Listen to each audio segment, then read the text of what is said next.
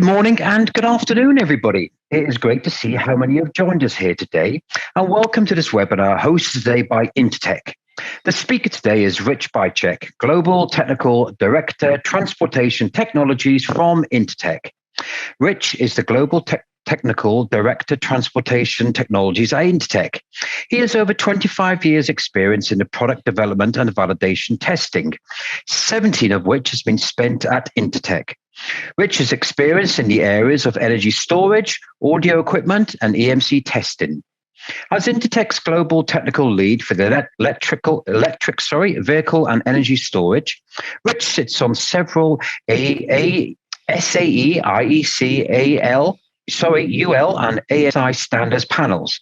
He holds a Bachelor of Science in Electrical Engineering from Lawrence Technological University in Southfield, Michigan, and is based at the Intertek facility located in Plymouth, Michigan. We do encourage you to ask plenty of questions at any point during the webinar. Please do type your questions into the Q&A box you'll find at the bottom of the screen. At the end of the presentation, we will present your questions and answer as many as possible. It is an absolute pleasure to have Rich with us today, and I would like to warmly welcome Rich now to take control and begin the session. Thank you, Martin. Good afternoon, good morning, good evening, wherever you are out there. Thank you for attending today. Again, my name is Rich Bychek, and as Martin mentioned, if you have questions, please type them into the chat window. We'll do our best to get to as many as possible at the end of the session. Today's topic, UN 38.3, transportation regulation testing for lithium and lithium-ion batteries.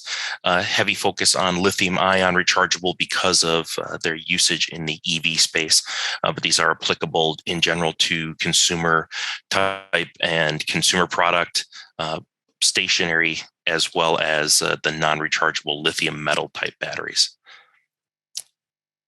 Brief agenda. I'll do a quick introduction of Intertek and our services. Then we'll go right into the 38.3 test applicability, most recent versions updates for you.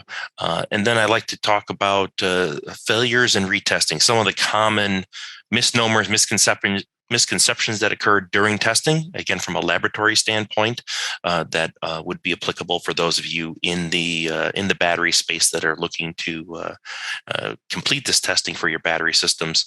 And then an FAQ, some of the common questions that I see almost on a weekly basis, if you will, and go through some of those. And hopefully that addresses some of your concerns and questions. Again, if I don't catch those topics of interest for you, please feel free to enter those in the chat. So Intertek, we are a global assurance, testing, inspection, certification organization we call ATEC.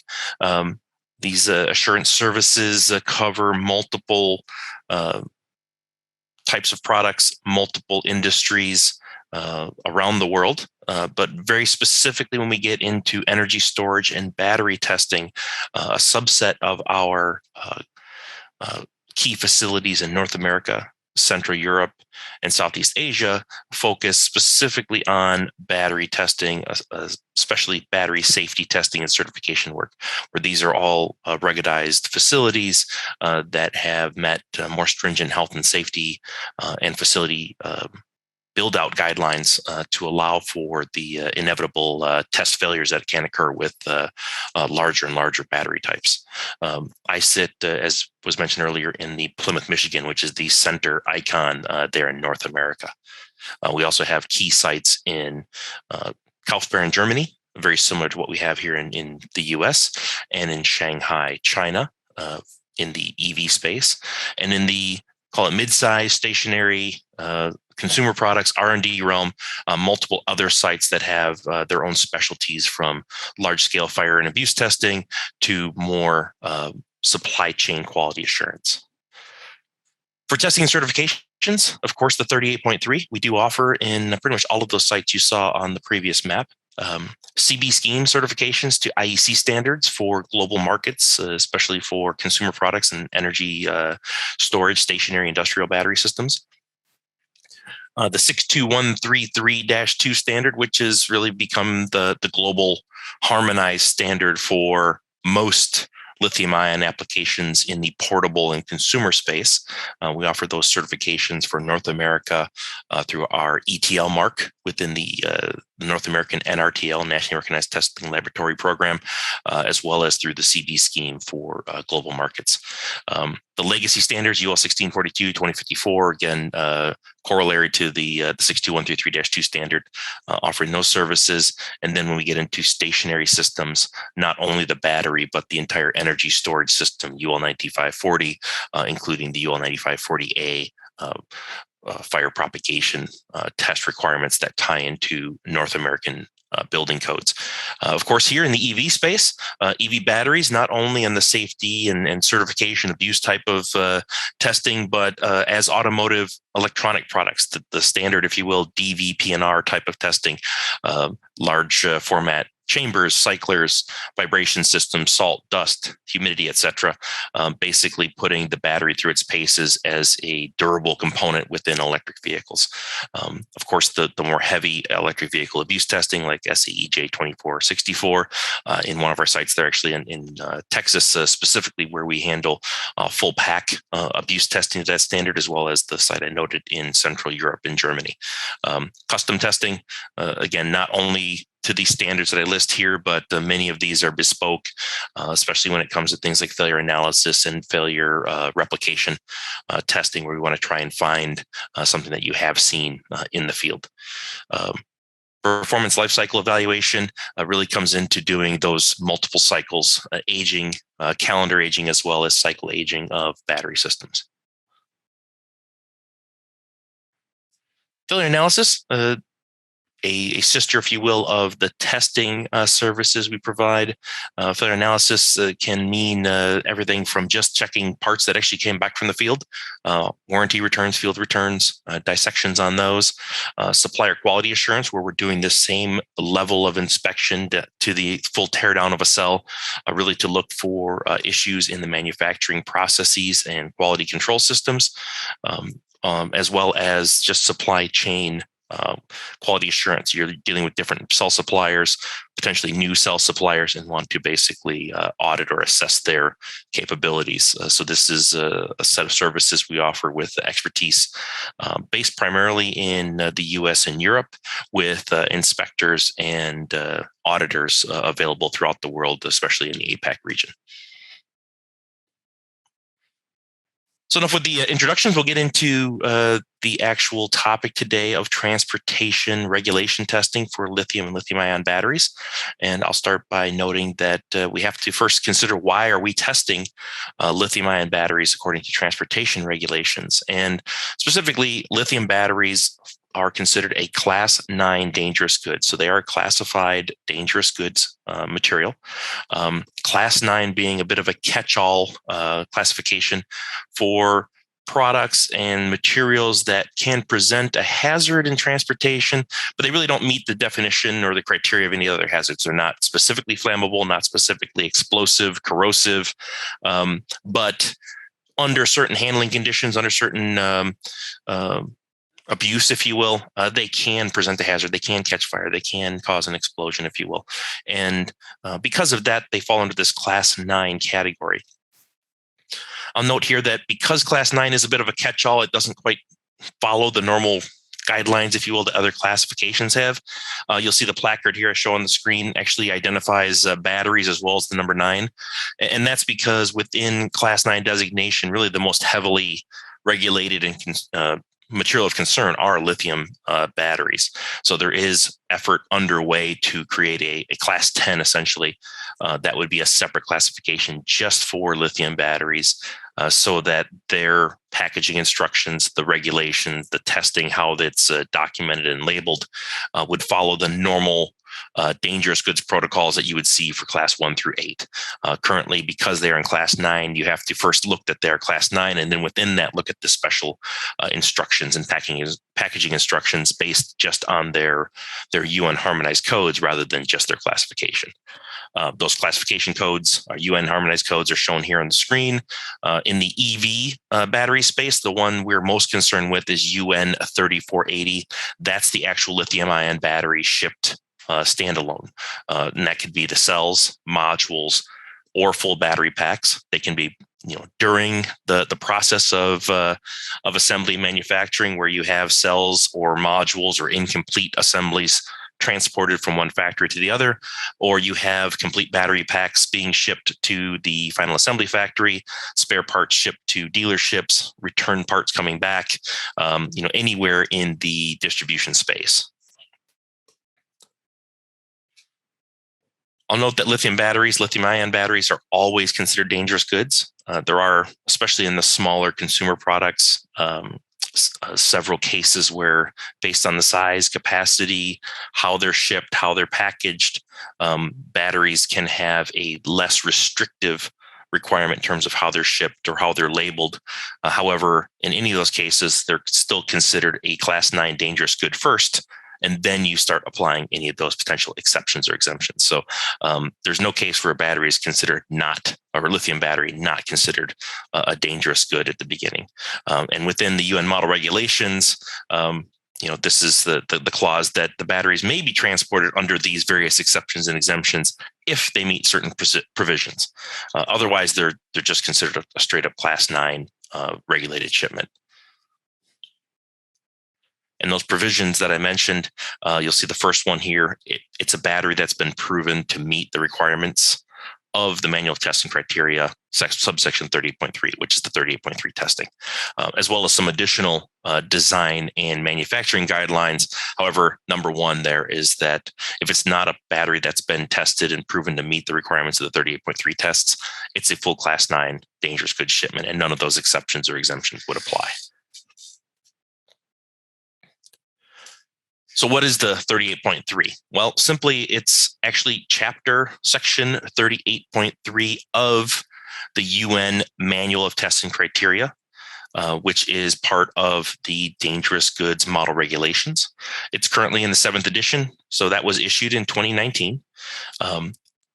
Based on the normal cycle of the UN manuals, the 2019 edition was released in 2019, came into effect in force January 1st of 2021.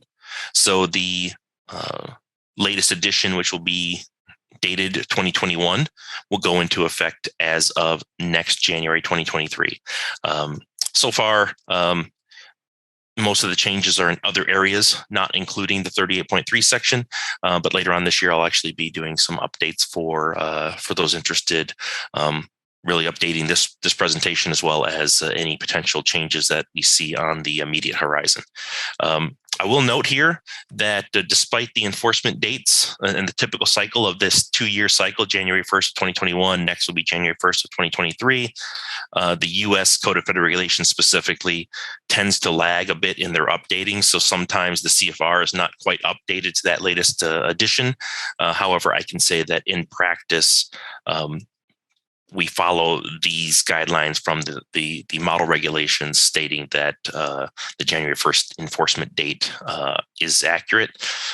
In effect, the tests really haven't reduced or they haven't changed. They haven't increased. They've only reduced from older versions to newer versions. So having tested to the latest edition will be considered adequate for especially the US, but most of the countries around the world.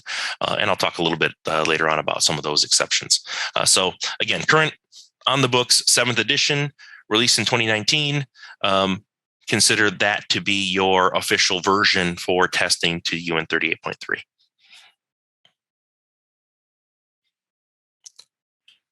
Little background on the 38.3 requirements. I mentioned earlier and throughout here that this is transportation regulations. So these are talking about batteries that are shipped as cargo, as a part of a shipment. So the indication or the picture on the right showing a package that would contain a lithium ion battery. We're not talking about the battery as it's in use in its product. It may be shipped with or in the product, but we're not talking about its use in the field as an active power supply for other devices. So therefore, it's separate from typical electrical safety certification testing, the UL standards, the IEC standards I mentioned in the introduction today. Those are generally considering batteries or electrical devices in their usage application, as they're powered, as they're being utilized. Here, we're considering it purely as something that would be in transport from point A to point B, before it's being used or after it's been used in the field. We do consider all means of transport. So the 38.3 does not only apply to air shipments. That's one of those other misconceptions out there, that only air transport is restricted from a dangerous goods standpoint. As I mentioned before, all lithium batteries are considered Class 9 dangerous goods. Air shipments tend to be the most restrictive, but even ground shipments, rail, vessel shipments by sea, all have their own levels of restrictions and various exceptions, exemptions, reductions in those requirements. However, they all fall back on assuming the batteries are Class 9 dangerous goods that have met the 38.3 tests. When we think about all means of transport, we're also considering that batteries are not always complete when they're shipped. We have the bare bones cells that might be shipped from a cell manufacturer to a battery assembler. When we are in the EV space, we're often constructing batteries from modules or cell strings or smaller building blocks. And those building blocks may end up being shipped from, for example, factory to factory, or from a factory to a dealer for a service part, or anywhere else in the distribution chain where an incomplete battery might be how a battery is assembled for shipment. And in that case, that is the battery of concern. So not only the final assembled battery as it goes into its usage case, but whatever version level in terms of power, capacity, voltage that gets assembled electrically that becomes essentially a battery when it's in transport, that level of battery needs to be considered. So understand that you have to start from the building block cell, work your way up to the final fully assembled battery pack, and any iteration within those two extremes needs to be considered.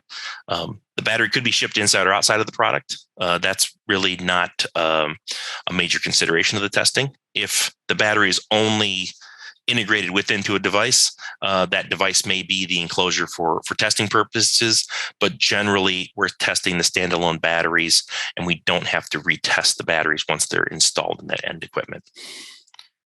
Finally, I note the packaging is not a consideration. So for example, the image on the right-hand side, we don't perform the testing with that specific package.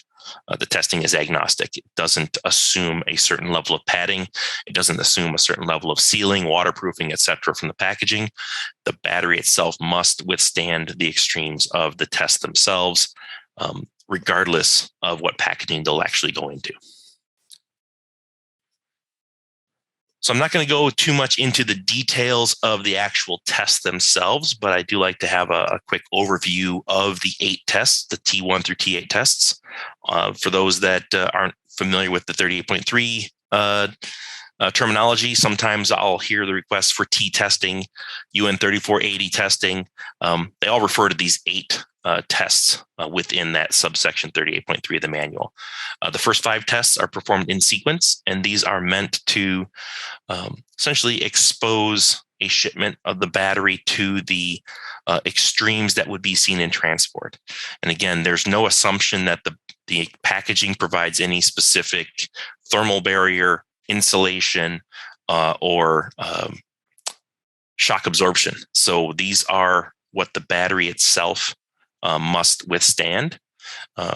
Understanding that in actual practice, there should be additional packaging, and those assumptions are used later on to allow for some of these lesser restrictions and exemptions in shipping. However, the battery itself must undergo this testing. We don't get to add additional bracketry, padding, cushioning, etc., and say that this is typical shipping conditions. We must test the battery itself. First is altitude simulation, simulating a 6-hour cross-country or cross-oceanic flight in an unpressurized cargo hold of an aircraft, roughly at 15,000 meters of 50,000 foot altitude. So you're going to get basically very low temperature, and any seals will be stressed because you're essentially putting them in somewhat of a vacuum. Next, the thermal test. This is a thermal cycle test between temperature extremes, minus 40 degrees C and plus 72 degrees C. Again, when you consider unconditioned cargo holds of aircraft, rail cars, trucks, ships, or warehouse storage, where there are limited airflow, limited insulation, limited air handling or air conditioning systems, these would be somewhat typical temperature extremes, as well as the transition between those extremes. So if you consider an airplane that's taking off from ground level at a fairly warm climate, once it approaches that 15,000 meter altitude, you're in very cold airspace, and then you land again in another warm area, for example. So we actually are considering not only the temperature extremes, but also the transitions between those extremes. The next two, vibration and shock, I kind of tie those together. Again, a bit of a misnomer that these are meant to be specific simulation of the vibration and shock events during an individual transport session. Rather, vibration is focusing on the frequencies of interest, 7 hertz, 200 hertz. These are the common frequencies if you did an analysis of actual vibration. If you put an accelerometer on it and measured it, most of the content is going to fall between that 7 and 200 hertz range. So we're not trying to simulate a specific truck, a specific rail car, a specific forklift. Rather, we're exposing the battery to those frequencies of interest to look for any potential resonances within the battery. If there's a resonance where the battery is going to essentially vibrate itself without any additional input, acts as a tuning fork. You break connections, you shatter bonds, you loosen fasteners. So if the battery has resonances outside of that range, that's really what we're trying to validate here. The mechanical shock test, similarly, is not meant to simulate specific shock events. These are very high level tests, 50 Gs or 150 G, 6 millisecond, 11 millisecond pulses. Very short duration, but very high magnitude pulse.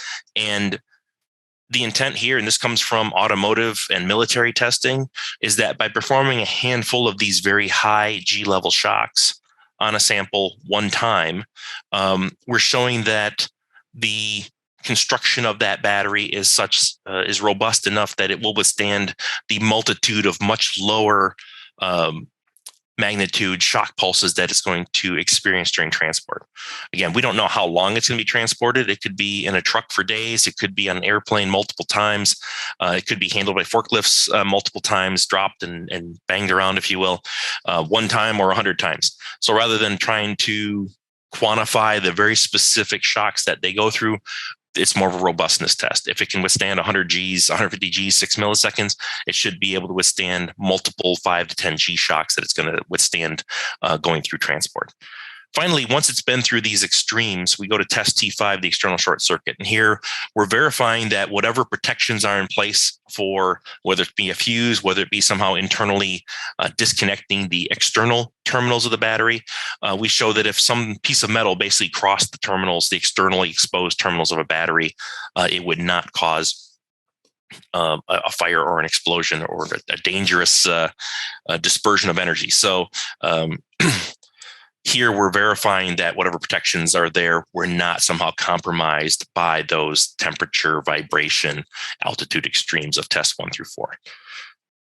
Next, T6, and I'll combine that with T8. Those are cell level tests.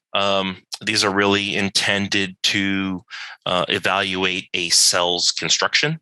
First, the impact or crush, meant to be a bit of an internal short circuit test. With the expectation that a battery that has, or a cell that has some sort of manufacturing defect could manifest itself as a thermal runaway event in the field.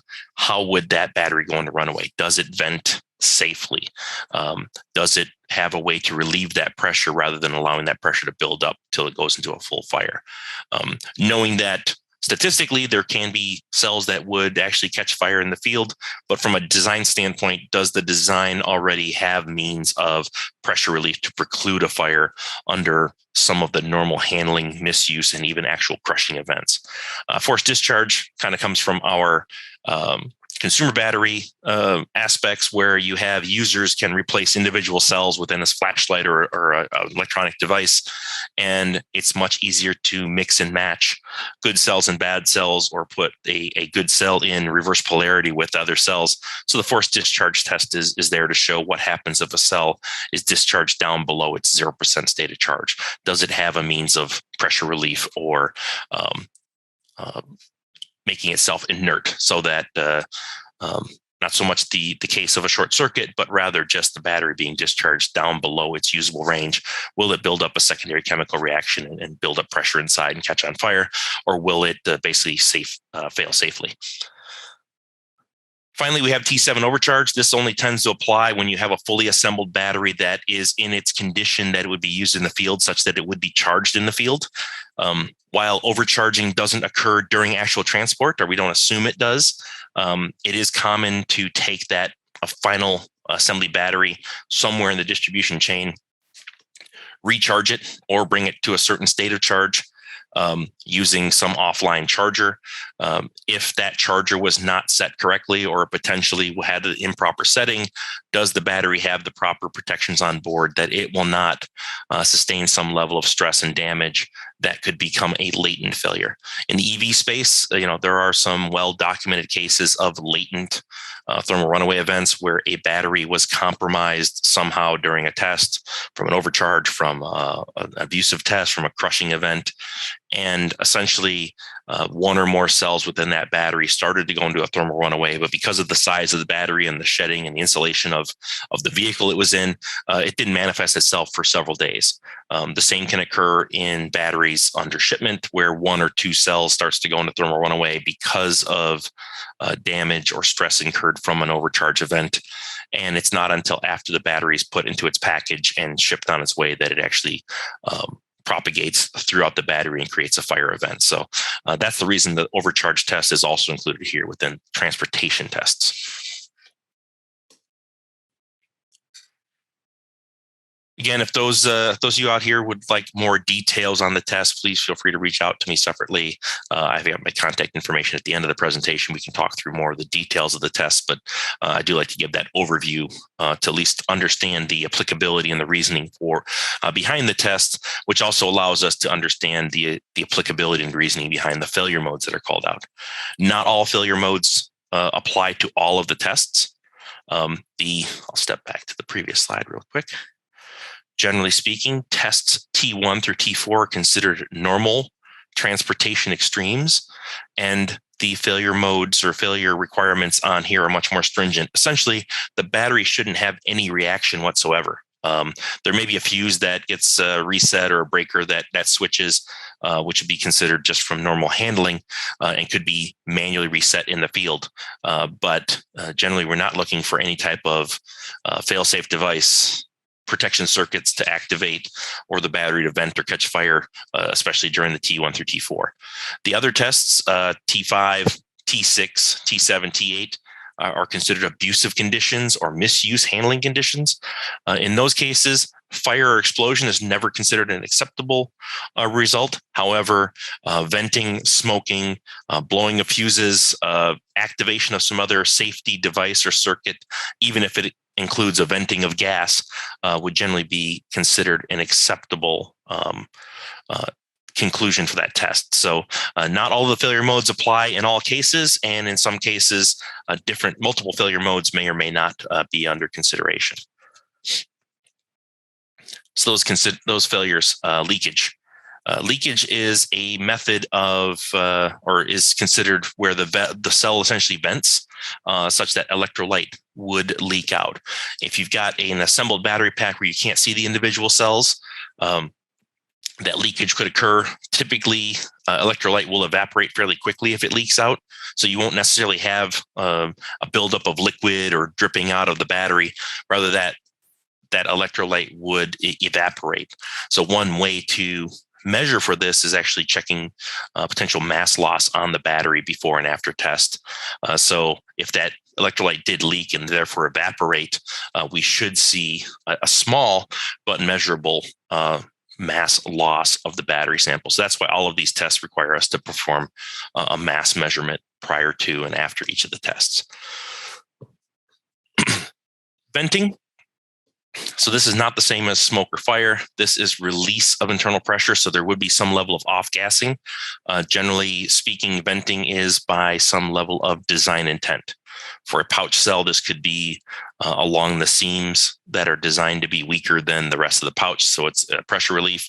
For metal, canister, or prismatic types, there may be a one-way valve or vent. There may be a seam or a scored area that's designed to be a pressure relief.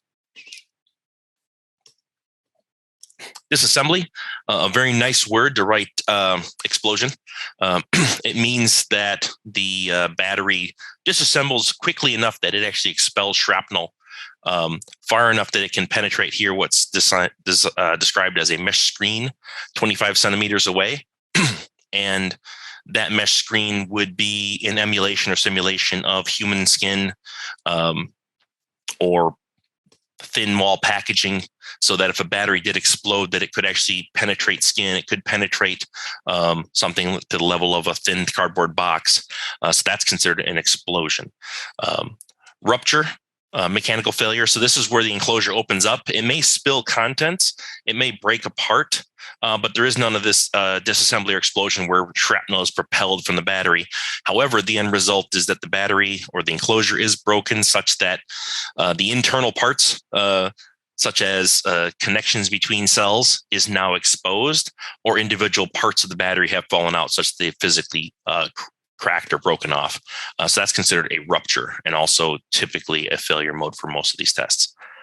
Fire, that is simply visible flame or evidence of a visible flame having occurred. So some scorch marks could be considered as an indicator of an actual flame, even if you didn't specifically observe it during a test.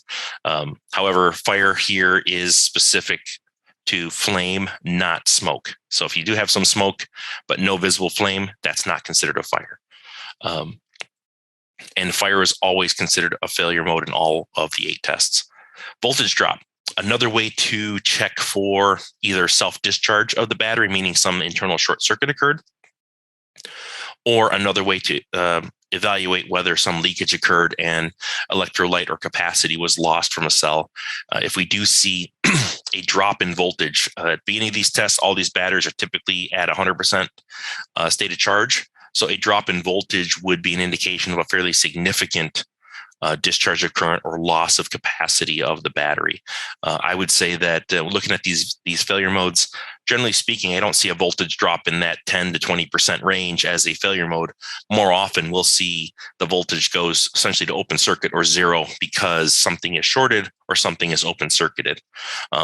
It is, again, a bit of a misnomer to say that an open circuit is a voltage drop because it's essentially going to an infinite voltage. But from a measurement standpoint, you'll often read something along the lines of 0 volts when you connect to essentially 2 open terminals. If it's just a resettable breaker, where a breaker flips because of the mechanical shock test, it literally makes the switch flip to the off position or on position. That's not considered a failure. That's considered a resettable device that a user could flip back into place. But an actual fuse that would break, fusible links that burn open, such that you no longer have available voltage at the terminals of the battery, that may be considered a failure mode, especially in test T1 through 4, because it means that you actually had to implement a safety device in the battery just to withstand what's considered normal transportation handling. Finally, temperature rise above 170 C. So 170 C is considered kind of that break point where a battery, lithium-ion battery that's above 170 C could potentially catch fire. Newer chemistries, newer mixes of electrolytes raise that temperature even higher. However, based on, call it current state of the art and the entirety of batteries that are out in production space, batteries that are several years old in terms of design, but are still in production and still in being transported, generally speaking, 170 degrees C is a bit of a threshold that if the battery is able to get hot enough that it exceeds 170 degrees C somewhere along its case, somewhere that can be measured, that could preclude an actual fire event occurring inside. Also note that we are typically measuring on the outer surfaces of the battery because of the logistics of the testing, that we're not opening batteries and modifying them. So at external cell temperature or case temperature of 170 C is generally indicating a much higher temperature inside the battery. So I talked about leakage and mass loss. Is it always a failure? And the answer here is no. Sometimes we will physically measure a mass loss between pre-test and post-test measurements. And that doesn't always mean that you've had a leakage within the cells. That doesn't always mean that the cell has lost electrolyte. There can be other reasons for that. And again, it's a common failure mode that can occur for, if you will, the wrong reasons. First, the scale that's being used for the measurements, understanding the accuracy and the resolution of that scale. I give here an example that if you've got a 75-gram cell, which would be a single lithium ion cell, and your scale is capable of measuring 75 grams, it's within the measurement range of the scale, that's great. However, is the resolution of that scale high enough or fine enough that it would be able to show the difference of 0.075 grams? Because that's the threshold here. 0.1% of pre-test mass, which would be in this case 0.075 grams. Are you going to detect that with your scale? So even though the scale measures 75 grams, can it actually measure the difference between 0.075 or an additional minus 0.075 grams? If it can't, then you may have to just rerun that test or rerun that measurement with a more accurate scale. Secondly, and this is really a common occurrence we see, considering that we're often dealing with prototypes, new production cells. They really have essentially just come off the manufacturing line. If there are labels, if there are adhesives used for the enclosure, if there's any other kind of filling material, gaskets might have absorbed some moisture, that would actually cause a bit of an increase in the overall mass of that battery. And then when you put that battery through tests like the altitude test, which is a bit of a vacuum environment, very dry, tends to accelerate the curing of adhesives. It tends to help remove any trapped moisture that might be inside gasket materials or foam on a battery. It will cure glues and adhesives. It will cure the glues and adhesives of labels. Paper labels often can contain, of course, a liquid or a sticky glue that when it dries, it's off-gassing and losing some mass, similar to how the electrolyte inside the battery cells would exhibit a mass loss. They're going to evaporate. You won't see the indication, but you'll know it by the mass loss. So if you have the case where you're exhibiting some of this minute mass loss, but you can't see it being part of the cell venting or the cell losing electrolyte, recommendation here is do another verification that the mass loss you see is representative of the mass loss from the cell, or not from the cell, but from the label, from the enclosure, from the glues and adhesives. Easy way to do this is to actually put, for example, an empty enclosure without the cells inside under that test. You're going to see a higher difference, but you'll get the same, say, gram level mass loss from pre to post test, and you can show that it's really just coming from the enclosure materials, those plastics, those foams and adhesives. Again, a very common occurrence that's not really a failure mode, but could be falsely considered a failure. Venting, another area that is somewhat misunderstood. Venting can sometimes produce actual smoke, even though there's no fire. You're getting a buildup of gas inside the cell. It's rapidly being ejected from the cell to allow for pressure relief. You'll see that gas being expelled. Understand that's not always a fire. That's not always a matter of smoke from a fire, but rather it's a pressure relief. Always like to consider, does this seem to be design intent? Is this a vent that's going along a seam, along one of those score marks, along one of the edges of a cell as it's designed? For you as manufacturers, if you have venting where you didn't expect to have venting, however, it still technically passes the test, yes, for me as a test lab, I would say that it's a passing result. For you as the manufacturer, you may want to still go back and relook at your design, because even though it vented during that one test here, is that really indicative of a design intent, or was that something you didn't expect? So keep that in mind. Venting is not always a failure. Again, I mentioned test T5, short circuit overcharge test, the cell level abuse tests. Venting would be considered an acceptable and sometimes preferred result of the test. But those tests T1 through T4, there should be no venting. Again, there should be no reaction by the cells or the batteries.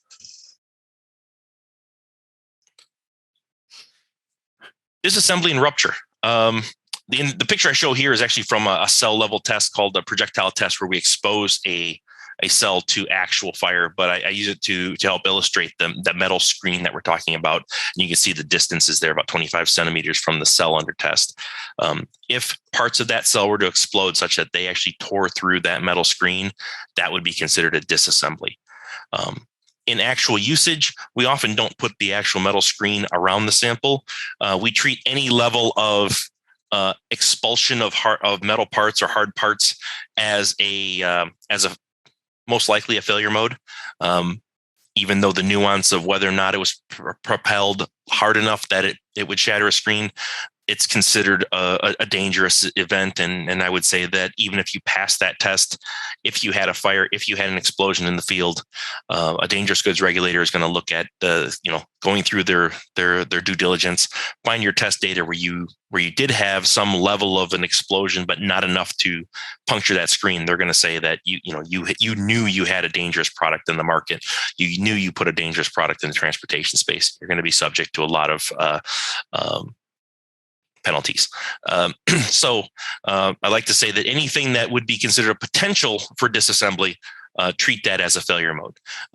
Rupture. This is a little bit of a different case. This is where the case tends to open, the enclosure tends to open, depending on your design. In the EV space, this really shouldn't be an issue, but in other spaces where we often are dealing with plastic enclosures and crimped fasteners and things like that, where things are just kind of set set together, if you will, press fit together. It's possible that a case could pop open.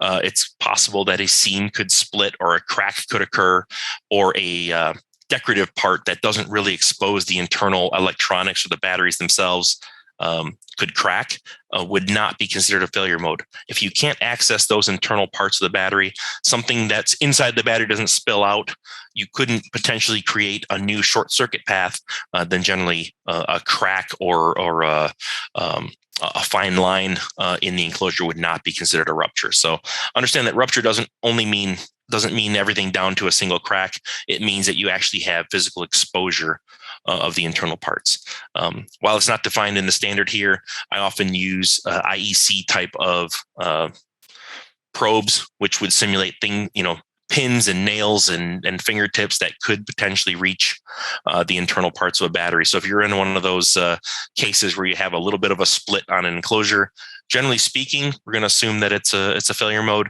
But if it doesn't allow for any type of access to the internal parts of the cells, then you probably have a passing result.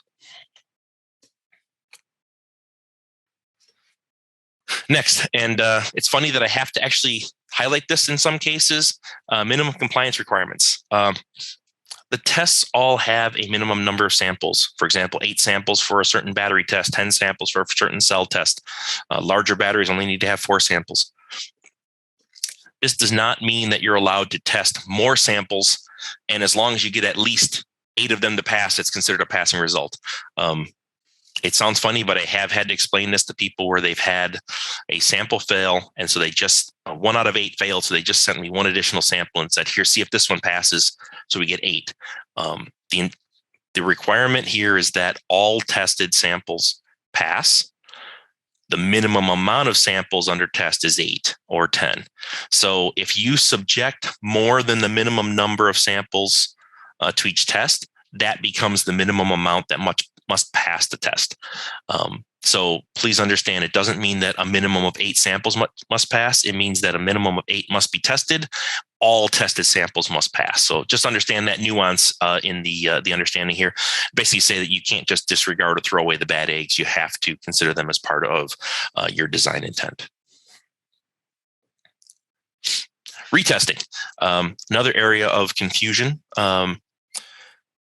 So as it's written in the test standard itself, in the event that a cell or battery does not meet the test requirements, you have to take some action to redesign or fix that failure mode, and then retest that battery type, meaning it goes back through the entire sequence of testing. So if you have a battery that goes through test 1, 2, 3, and 4, and during that shock test, you have something break on the enclosure that is considered a rupture event, you can't just, if you will, patch that sample back up, rerun just the T4 test and move on. You have to first evaluate what that failure mode was, make your design fix or your repair, and then resubmit that sample all the way through testing, or resubmit a new batch of new design samples through the full sequence of tests. So there is no real consideration of partial retest. I do add a few caveats there. Test setup issues versus test failures. We do have cases where an enclosure might be popped loose because of the vibration test. It was over torqued by whatever clamping mechanism was used to hold it down to the vibration table. That would be acceptable to, if you will, repair put the battery back into its original condition, and then rerun the test with appropriate clamping. If you actually break the sample such that you'd have to have a new part, then I would have to take that sample back through T1 through, the full sequence. However, if it's something that, you can make the common sense or engineering judgment that issue was caused by how we were handling the sample for the test, you can essentially reset that condition if you can, without modifying or changing the sample. So it's a bit of a nuance, but the easy example is a lid that pops off a sample is not considered a rupture if it was caused by, again, the handling or clamping. If a breaker was popped or a fuse was reset because of something that happened during the handling, it popped loose, you can put it back in, considering something that a user would be able to do in the field. You can pop that back into place before you rerun that test. Non-representative samples. Again, we're often dealing with hand-built prototypes. I've seen cases where a sample came in and one of the screws was not torqued down appropriately. It was actually evident when you looked at the sample. We started seeing a screw rattling around. It maybe broke a hole or fell out of the enclosure such that it was considered a rupture. We could see, because there wasn't an indicator, a pen mark on that screw, that it had been torqued and checked. In that case, we could show that it was not a design intent part. They were able to put the screw back in and continue the testing there. That's really a case by case basis. If you can basically determine that sample was not indicative or not representative of your actual design, that it was just a mistake in the assembly because that was a hand-built part not going through your normal assembly process, that would be a reason to allow for, if you will, repairing or resetting that sample to design intent mode and continuing the test. If it looks like this is something that comes off of your manufacturing process and it would be a repeated offense, meaning that this is how the batteries would actually come out of production, you've got a deeper issue, and I would still consider that a failure mode. And you would want to demonstrate that your production could actually repeatedly build batteries that are design intent. That's a little bit of adding some requirements here. However, again, considering how a dangerous good regulator would see this, if there was a bad part in the field that failed in the field, caused a fire, had an incident in transport, the excuse that sample was just a bad part off the manufacturing line is going to be difficult to justify, because if you have an ISO 9001 or similar compliant process, you should have a way for screening for those bad parts. I'll note that cycled samples, so if you've got samples that have gone through the 25 preconditioning cycles and you're able to reuse that one after you make your repairs, you wouldn't necessarily have to go back and re-age those cells. You could reuse them. That's assuming that you could essentially make a repair. If you had a new battery that was not yet cycled, and it was one of your cycled samples that had failed the test, then you'd have to go ahead and rerun those 25 cycles. So in general, you're going to have to retest from the beginning, including any preconditioning. But there are some of those cases where it's not really a failure. It's again a case where you observe something that's not necessarily a failure. You basically can go back and assume that, get it back to its design intent condition, and continue the testing. Sample reductions. There's a lot of ways to consider reducing the number of samples that you have to go through test, often a cost concern.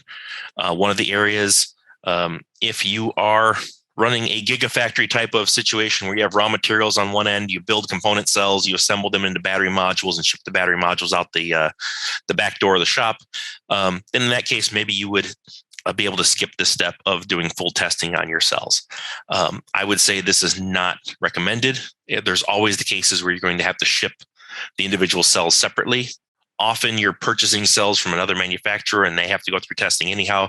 So I would say always test the individual cells as an individual component. If you have some very unique design such that you never ship cells separate from the battery that they're made into, you have them all built under the same roof. There's no case where those cells would ever leave the shop floor. Other than once they're assembled into a battery pack. This may be for you, but that sounds like a very unique design case. So in general, always test your individual cells first. You can always test, like, for example, T1 through T5. If you have batteries and cells more or less being produced at the same time, put them together, let them run the test side by side, save your cost on running the tests 2 different times. But again, typically you're purchasing cells from supplier A, assembling them at your factory or supplier B, so that generally there's going to be 2 levels of testing. Single cell batteries. Again, not really applicable in the EV space, but especially in the small consumer space. Single cell batteries are considered cells by the dangerous goods regulations. The assumption here is a single cell battery, like the lower image, is adding protection that isn't there on the bare bones cell that's already gone through T1 through T5, T6, and T8. The only difference here is that this single cell battery could now be charged in the field.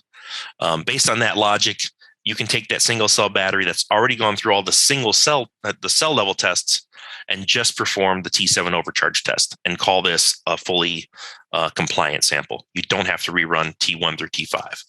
So that's an area I would say highly recommend you utilize that sample test reduction. Overcharge test. This is an area that really comes into play for the EV battery cases.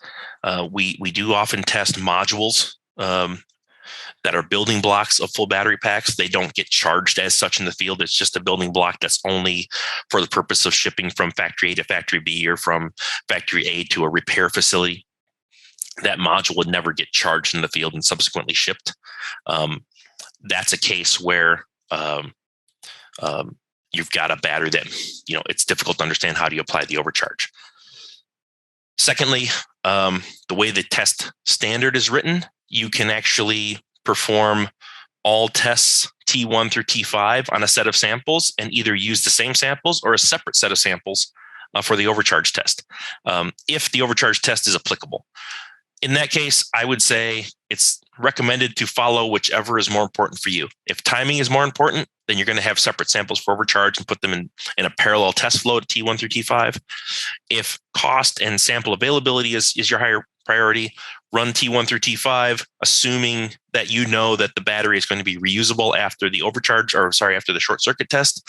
Then you can go ahead and recharge that sample and put it through the overcharge test. So use the same samples for T1 through T5 as you use for T7. That's a common and recommended path for sample reductions. Of course, we as a test lab would be happy to take on and precondition twice as many samples for you. However, this is typically a case that's utilized. Secondly, I mentioned the confusion whether or not an overcharge test is even applicable. Things like building block modules and EVs, even a fully assembled battery pack. An EV battery pack, often the charging interface is somewhere else in the vehicle. It's actually not on board the battery.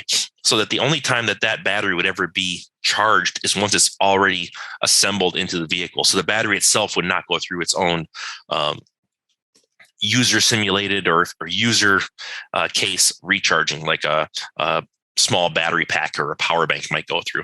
So in that case, the overcharge test is often not even applicable for EV batteries because you don't have a case where a battery is in its final field chargeable state before it gets shipped. It always gets assembled into the vehicle first, then connected to the onboard charging electronics of the vehicle before it gets charged.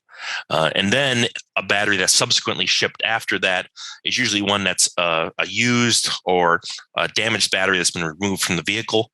And it's going to ship under different UN codes anyway as a potentially more dangerous sample that's not representative of parts out of the factory.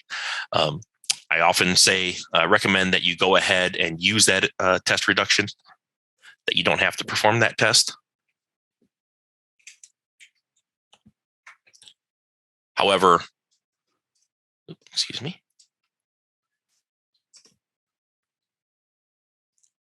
However, that overcharge test could be applied using the actual charging circuit that you have in the vehicle just for your own demonstration purposes. So it might be a good idea to run it, but it's not required if that battery, as it's assembled, is not the same configuration that would be charged in the field.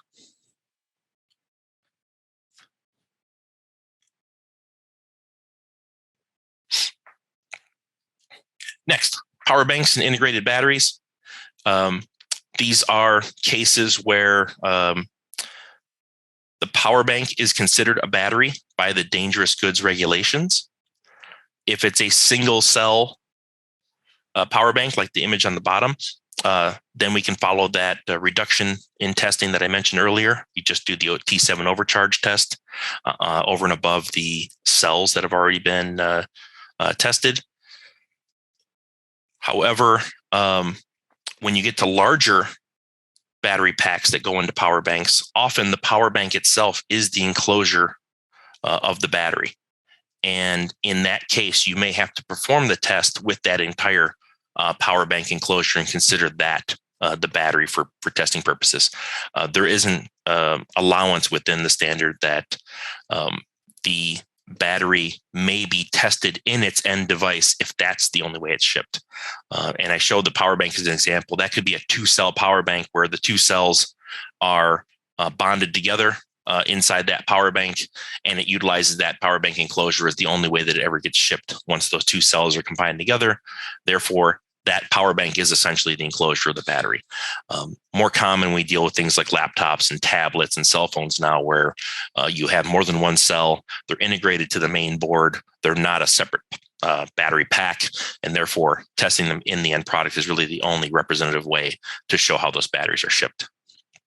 Again, I know this is an EV focus. However, these are some of the common cases we see. Again, a more common case in the EV space, battery assembly. This is where we have tested batteries, tested modules combined into a larger assembly or a battery pack. And that battery pack may or may not be exempt from further testing. Smaller hybrid packs, less than 6.2 kilowatt hours, would still be required to have some partial testing. Greater than 6.2 kilowatt hours, most likely they are exempt from testing as long as you have tested some level of building block, module, cell string, etc. So the picture on the bottom shows you that example. If I've got a larger than 6.2 kilowatt hour battery, if it's made from fully tested modules, made from fully tested cells, and you can demonstrate that there is some level of control for preventing overcharge and short circuits, you won't have to do any testing. If you're less than that 6.2 kilowatt hour, or you can't demonstrate those 2 aspects, then you may have to do a partial test where only one fully assembled battery assembly has to go through just the vibration, shock, and short circuit test. If it's a battery that's in the condition that it would be charged in the field, then that T7 test would be applicable. So again, for typical automotive type batteries, a hybrid vehicle battery, more likely you're going to do a single test on T3, 4, and 5. So we're kind of close to the hour now, but I've got a few of the common FAQs I'd like to get through here. First one, I tested to the old version of 38.3. Do I need to retest? Short answer, no. The 38.3, although you're supposed to test to the currently enforced edition, you don't have to take a battery that was tested previously to that enforced edition and retest it now. There is a bit of a exception with China. New chemistries, electrolytes, lithium polymer batteries, lithium iron phosphate batteries, are those treated separately from lithium ion, meaning a manganese cobalt battery? No, they're all tested and considered as lithium ion chemistries, regardless of the nuance of that chemistry, or ones that are considered safer or less energy dense, whatever, lower voltages. They're all considered lithium ion types. They all must go into this testing. And I would say the simple answer from regulators, if your battery chemistry is safer than the other lithium ion types, then you should have no problem running the tests and demonstrating that they are safer and they pass the tests. Next, asking if we can certify batteries. Are batteries certified at 38.3? Short answer is no. The dangerous goods regulations, 38.3 testing, the model regulations from the United Nations are all assuming self-declaration. Because of the safety implications, often this is still subcontracted testing to third-party labs, but those labs do not issue a certificate. Instead, they just issue a test report. You declare that your batteries are compliant or your shipments are compliant. Again, China's a bit of a difference. So in China, we do have these certificate of safe transport by air, certificate of safe transport by sea, or seaworthiness declarations. What does that mean? So that is required in China. If you're exporting from mainland China by air or by sea, those port authorities will require a certified test report. That means that a certification agency that they accept has issued a certificate based on a test report that they accept, and therefore there's some traceability. Those port authorities do require a certified test report. They do require retesting when there's a new version of the 38.3 test enforced. My short recommendation here is you need to talk to whoever your suppliers are, your distributors are in China who are handling that outbound shipment from China. They will have to contact the actual port authorities from the airport or seaport where they ship from to verify that list of acceptable certification vendors for that port authority. Not all Chinese certification agencies are accepted at all ports. Not all third-party test labs are accepted by all certification agencies. Propagation thermal runaway testing. Kind of one of the last topics here for today.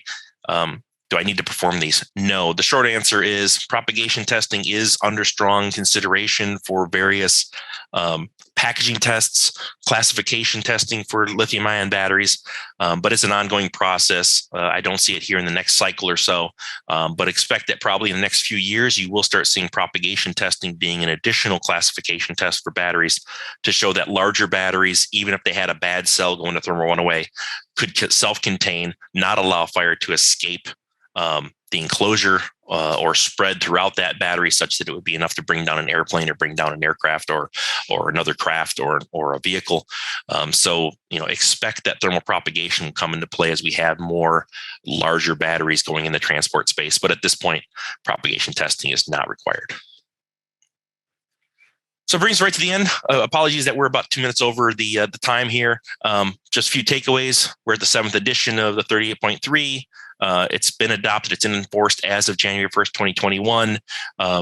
Keep in mind that not all failures are failures. Not all failures are passing results. It depends on which test you're running, and it depends on what the real cause of that failure is. So it's always worth taking that extra few steps to evaluate the actual failure modes and observations you see in your testing and determine if that really is a design intent feature, if there really is a weakness in your design, or if it's an issue in the test setup. So I'll take a quick look at the questions here. Martin, if I've got a minute or two. Rich, I see that. Yes. Rich, as always, that is absolutely superb. Thank you very much. That was brilliant. I've got lots of questions, so I'm going to start rattling through them for you. Let's see how many we can get through. I found the first one here is Christopher. Question is, are typical commercial cargo aircraft entirely unpressurized, unheated, so interior experiences actual atmospheric conditions? Or do they pressurize, heat slightly, not for human comfort, but to protect cargo? So, great question. I would say that there are obviously cases where they're going to heat enough that things don't go into a deep freeze during the shipment. I can't speak for all aircraft. I can't speak for all carriers. The assumption here, though, is that batteries or cargo can be shipped in an unpressurized aircraft. They can experience that essential vacuum condition. So we do treat that as a single condition of just that vacuum or low pressure situation separately from the temperature extremes. Thank you, Rich. Question here from Roger Hunt. Is there a temperature limit on venting or smoke during extreme tests that would be considered as a failure?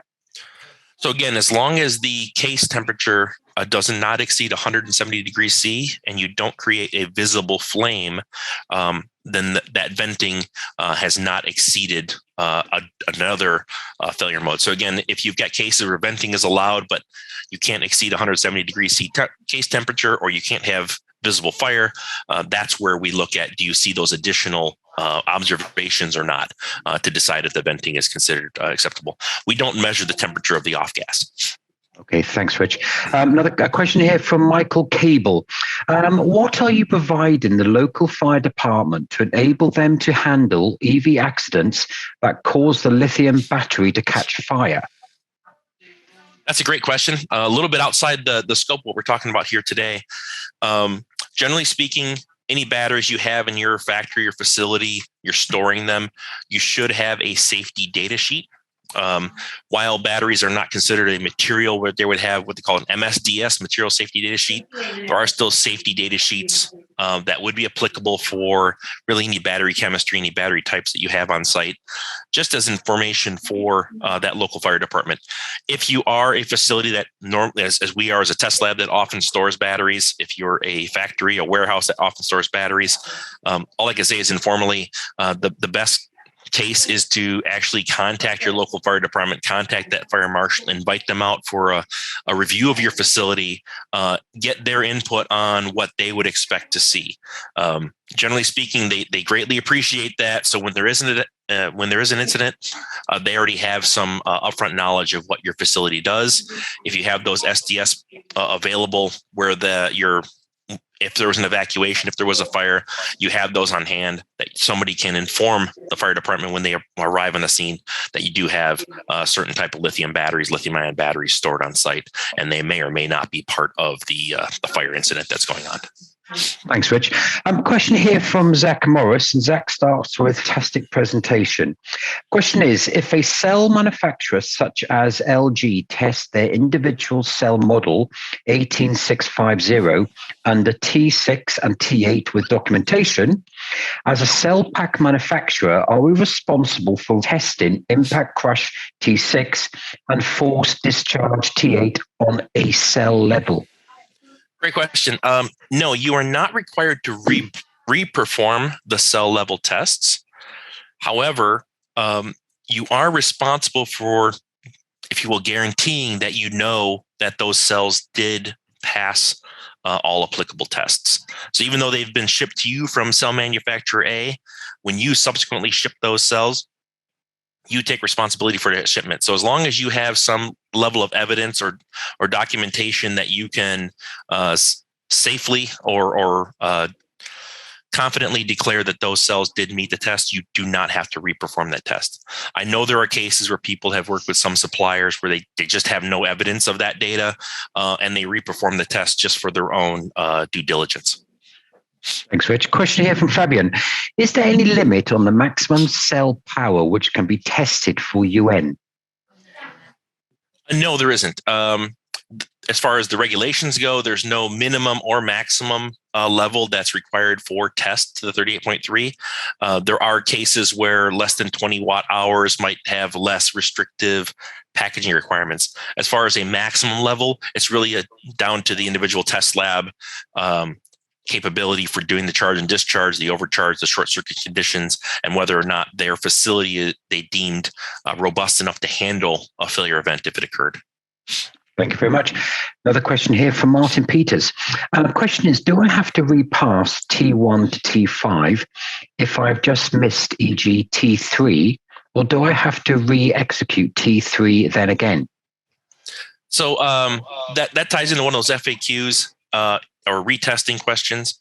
If you failed T3, the vibration test, such that you have to go back and redesign, re-bracket, whatever you have to do to your battery to make it more robust for that test, you do have to resubmit either reworked or new design samples for the full sequence of testing, not only the test that you missed, if you will. Thank you. Question here from Brian Thrasher.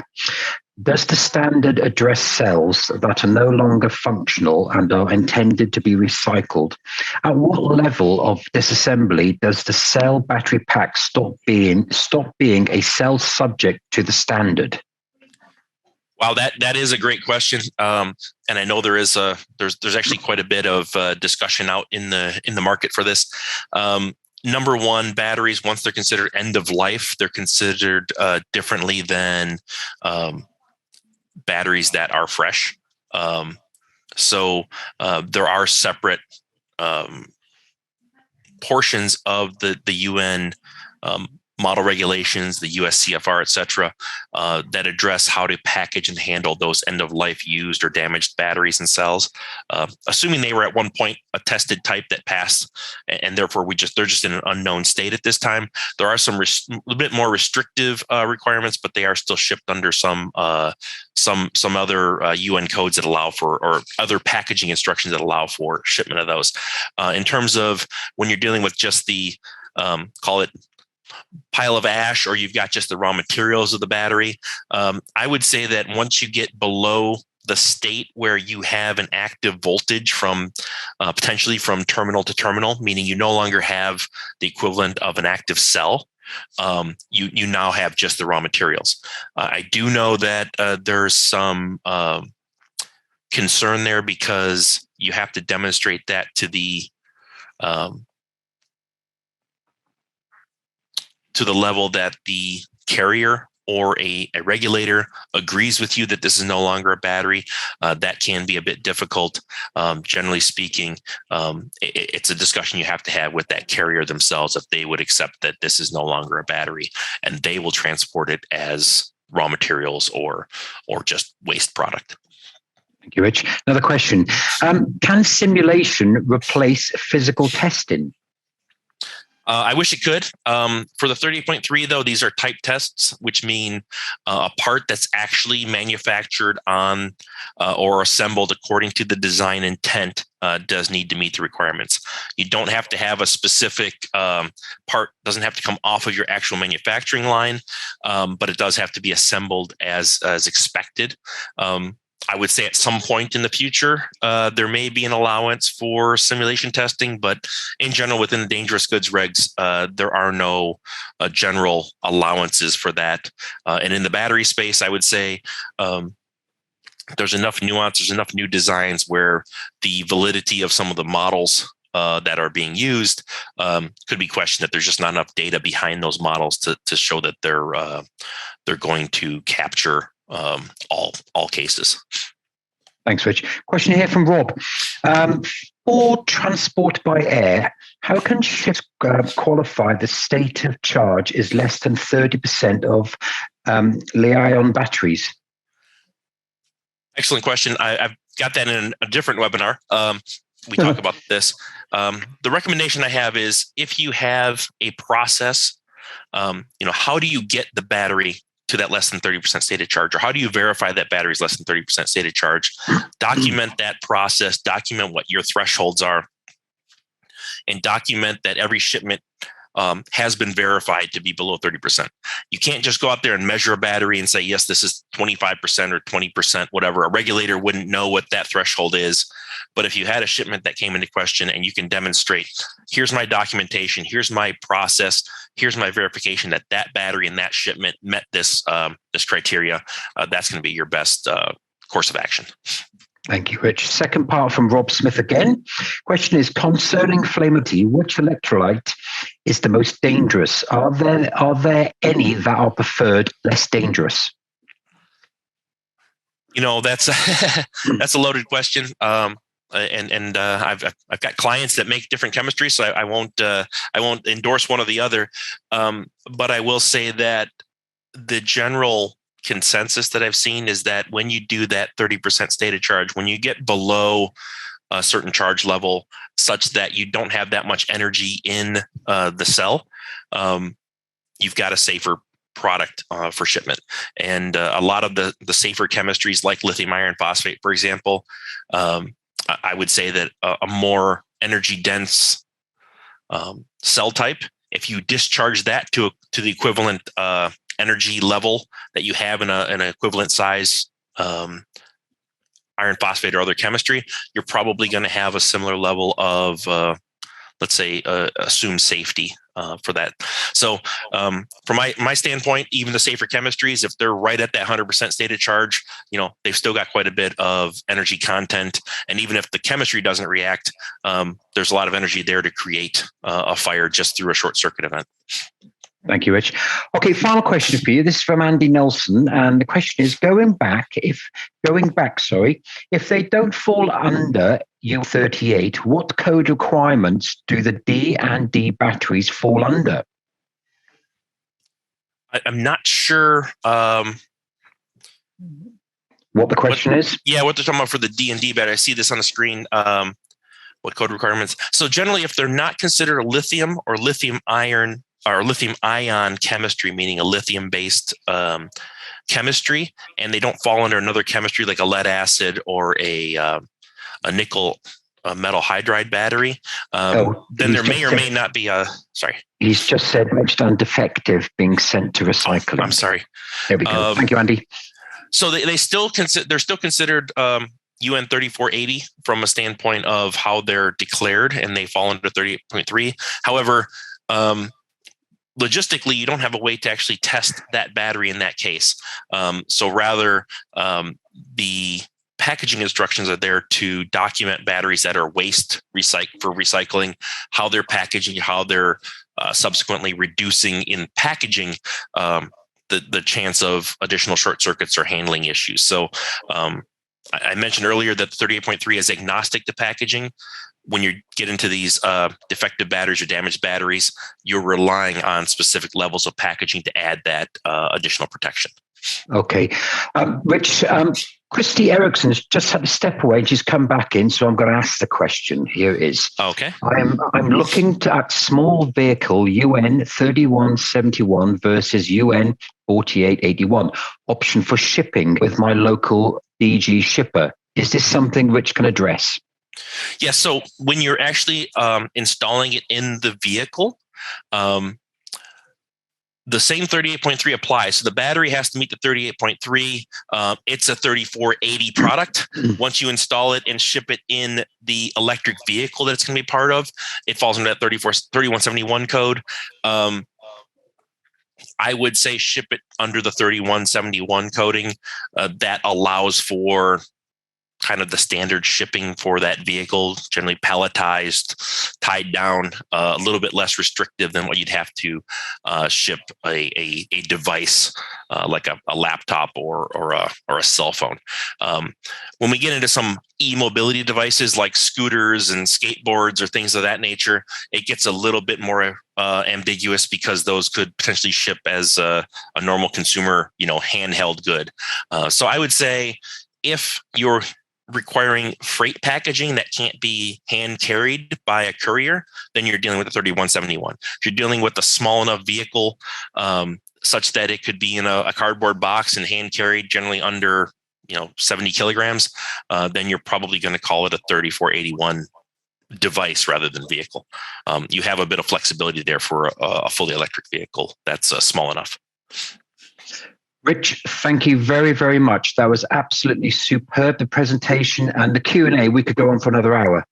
But I apologize for going over the time here. So, sir, do not apologize. I could sit here and listen to you all day. Absolutely brilliant presentation. Thank you very much, Rich. I do appreciate it. Thank you, everyone.